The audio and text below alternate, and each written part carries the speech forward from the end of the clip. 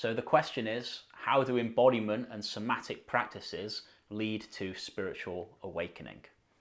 Well, spiritual awakening is coming away from identification with the thinking mind and coming to know ourself as this presence which is aware of the body, this presence which is aware of the mind. So when you do embodiment practices, you learn to bring the full extent of your attention into the body. The full extent of your attention into your feelings. And in bringing the full extent of your attention into your feelings, then you bring the full extent of your attention into the present moment. The mind is made up of future thinking and past thinking. And so identification with that mind is kind of like living in the future and living in the past. So through embodiment, through deeply meeting our body and all that it contains, you come out of that future and past thinking and you come fully into the now, because a sensation in the body is never in the past, it's only ever in this moment. So through deeply meeting the body, you come really out of that mind and you get in touch with your being and you come into a deep state of presence.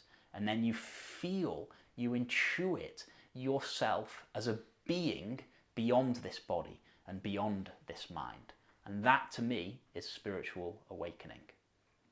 If you've been practicing embodiment practices for a while and it doesn't seem to be working, then likelihood is that you're trying to practice embodiment practices from the mind.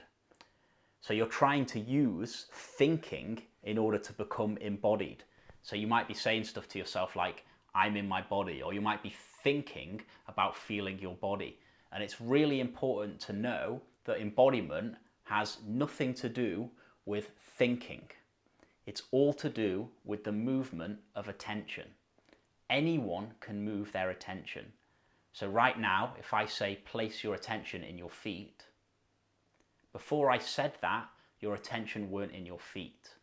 But now I've said place your attention in your feet, you've effortlessly moved attention into your feet.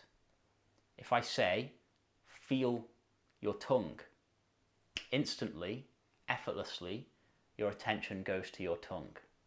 If I say place attention in your hands, you have the power to move your attention into your hands. Now this is direct experience. This is the difference between direct experience and intellectual understanding or intellectual efforting. We've been very, very conditioned from going to school for however many years we went to school to think that in order to solve all of our problems, we need to use our mind. We need to learn more. We need to become more intellectual.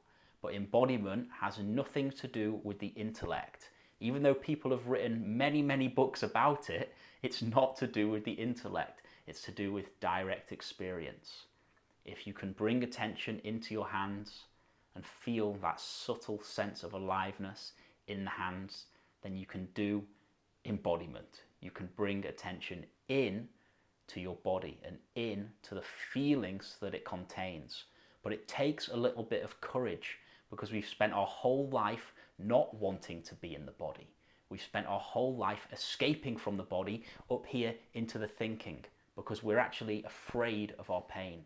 So it takes the courage to come in to the feelings and to feel them. And there's an art to it and there's a skill to it. So if you're struggling on your own, you might need guidance from a teacher or somebody who's been doing this for a long time. The best books on embodiment, I think the best book on embodiment, this might be a controversial one, but is The Power of Now by Eckhart Tolle. Within the book, The Power of Now by Eckhart Tolle, he teaches you basically everything you need to know about embodiment. That is the clearest. Chapter 3, the pain body chapter, and I believe chapter 10, the surrender chapter, they are the clearest things I have ever read about embodiment, how to go through this embodiment process, the link between the emotions in the body and the thinking process in the mind. If you can read chapter 3 of The Power of Now and it resonates with you and you understand it and you really put it into practice, then it can lead to a complete internal transformation, and it can take you from being in a dissociated kind of spirituality into a deeply embodied spirituality, which includes all of your emotions as a doorway to freedom, as a doorway to peace. So if somebody's going through a spiritual crisis and they can't get out of bed and they feel absolutely fucked, maybe because they've had a big awakening experience or taken psychedelics, or they're just going through a spiritual emergency, then it can feel like you've lost touch with your being, and you're losing touch with your sanity. There's a feeling of going insane, of like, I'm fucked, basically. That's the feeling inside. And so often listening to spiritual teachings which talk about opening to spacious freedom or some big freedom experiences don't really work, because somebody who's in such a densely contracted state, there's no way that they'll be able to really resonate with having suddenly a wonderful experience. Most of the time that is not available. So for somebody who's in that state, my advice is to find something within your heart, something within your experience which feels just okay. If you can find a place of warm okayness inside your heart, even if it's just a tiny little speck that you can only just feel, place your attention on that tiny place inside that feels okay. Because if you can find, even in the midst of hell, if you can find a little place inside that feels okay, if you give your attention to that, that can become your refuge.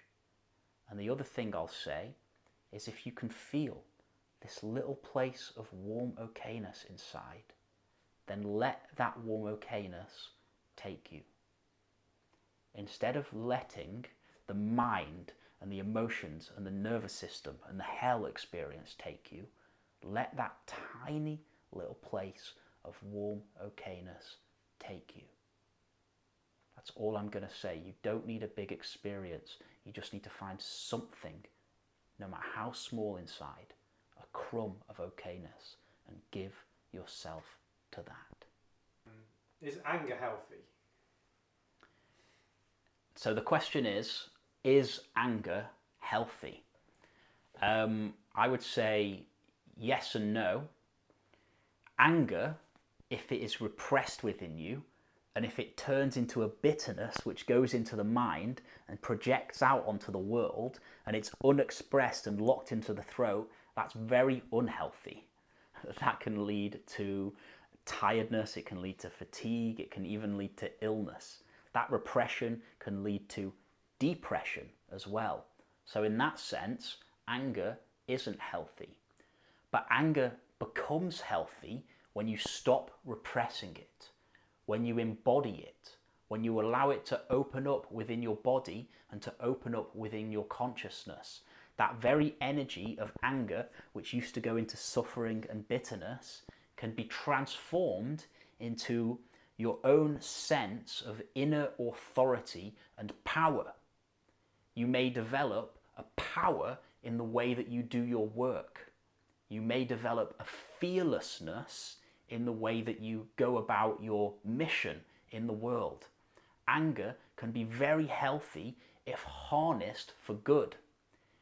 If anger pulls you unconscious and is projected in a bitter, negative sense, it's unhealthy. But if you harness it, you learn to express it healthily, you use it to set boundaries and to bring about positive qualities within your own life and within your own consciousness, then it is incredibly healthy. What's your biggest hurdle? What have you found to be the biggest hurdle in your meditation journey?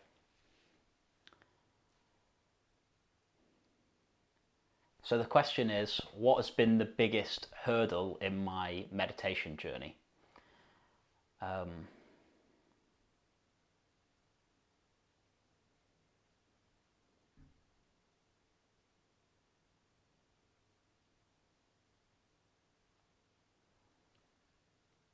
So the question is, what has been the biggest hurdle in my meditation journey?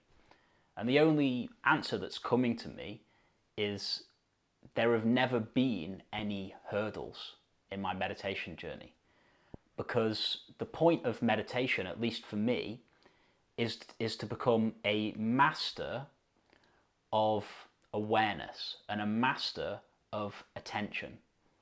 So in order to master our internal landscape so that we can live in an abiding place of peace, joy and freedom, there have to be challenges going on inside. If you were to sit down and meditate and there were no hurdles inside, no challenges inside, how could you become a master at that? Say, take a tennis player. Could a tennis player ever become a top level Wimbledon champion without ever competing against other people who are going to challenge them immensely? If they were only playing against a ball machine or up against a wall and they were never challenged in that way, they would never master their skill at tennis. It's the same with meditation. We can sit down and you might have the thought, I'm terrible at meditating. You're not terrible at meditating. Meditation is hard. You're going to come up against blocks. You're going to come up against times where you feel just awful, where nothing opens up. And then there might be a breakthrough. And through the hurdle, you break through to a deeper layer of yourself. Now, if you do this every day for a long amount of time, over the period of many, many years, then you're coming up against hurdles in meditation every day and you're learning how to work with them and around them and how to find that place of freedom despite the internal challenges. And gradually, over time, you become a master at your own internal landscape. And then when a challenge, which years ago would have pulled you off center and pulled you into reactivity, arises within your life, you stay at peace within that challenge. The same thoughts may even arise. The same emotions may even arise within the body. And yet there can be something sitting there gently smiling. You become more that smile than you do the reactivity. And you only get there through the hurdles and through the challenges.